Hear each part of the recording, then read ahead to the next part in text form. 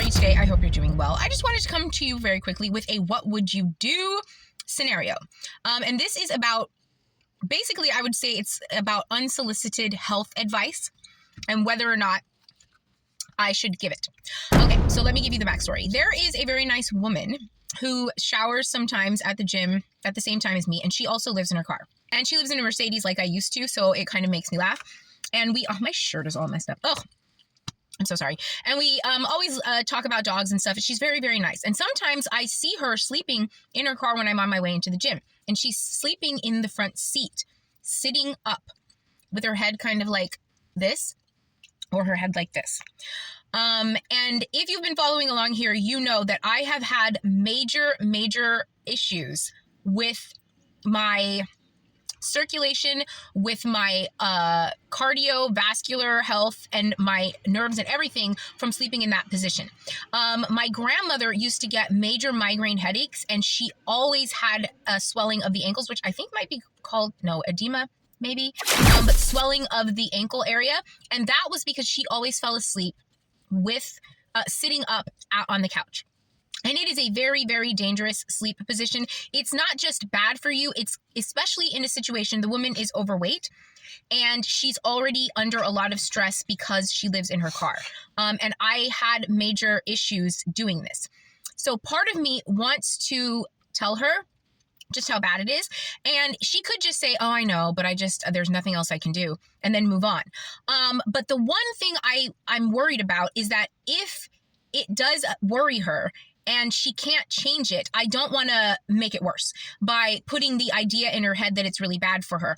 And I don't know that she could change it that much because I'm pretty agile and I can contort myself.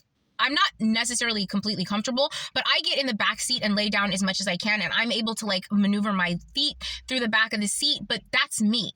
And so I don't know that she could even change what she's doing. And so I hate to be a fear mongerer. And I'm not the type of person to give unsolicited health advice. If I'm talking to somebody and there's something I think I could suggest, sometimes I will, but I don't just tell people stuff like that because you don't know what's going on in somebody's life. I will give my testimony on my YouTube channel or something like that, and then maybe people could pick it up that way. But I just, I'm not a people person. So, and I don't like getting too into the minutia of their lives just because that's their business. But when it's something where I had I called it a near-death experience on my vlog. I think it's a vlog called Near Death. And it was just a very, very strange situation. But it was scary enough of I don't know if it was it was something around the heart area, but it was scary enough to me to where it just concerns me that she's sleeping like that just because she is a little bit older and a little bit heavy. But part of me says just let her live her life and let nature take its course or whatever, because I don't think it's something that she could easily change. The backseat of her car is full of stuff, and so is the other seat next to her. So I feel like it's the only spot.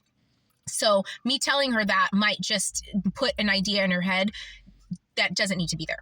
So what would you do in this situation? I feel like almost everybody would say just don't say anything. Maybe some people would say something.